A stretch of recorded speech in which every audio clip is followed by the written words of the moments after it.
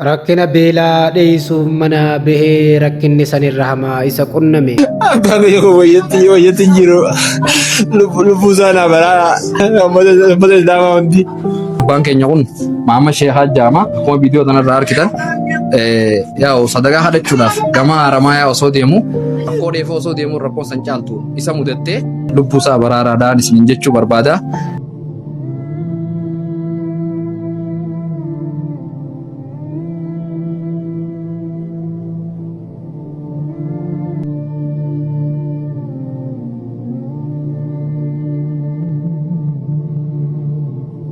Haramayaa keessatti osoo gargaarsaa fi sadaqaa waan argate kadhachuudhaaf deemaa jiru konkolaataadhaan adagaan isa mudateem adagaan konkolaataa miidhaa hamaa irra geessisee yaa beela hammeenya beelti manaa si baaftee bineensaa fi allaattiidhaaf soora si taasiftiim konkolaataa makiinaatiin walitti si buuftee jireenya keessatti rakkoo biraatiif si saaxiltiim. Garii beela sodaaf jecha manaa bahee bahara keessatti allaattiidhaan nyaadhama.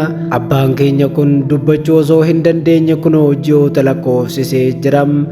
Waanuma dargaggoota keenya mudachaa jiruutu abbaa keenya kanaas mudateem. Abbaan keenya kun umriidhaanis nama guddaadham.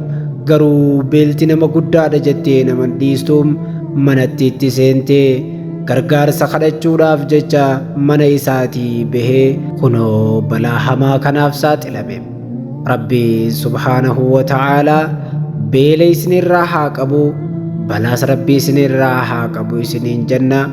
Abbaa keenya kana akka rabbiin isallee fayyisu du'aa'ii godhaafi ilma isaa kan akkanatti ofiifis gargaaruu dadhabee waan godhuufis dhabee boo'u kanarraa imimmaan haa haqnu.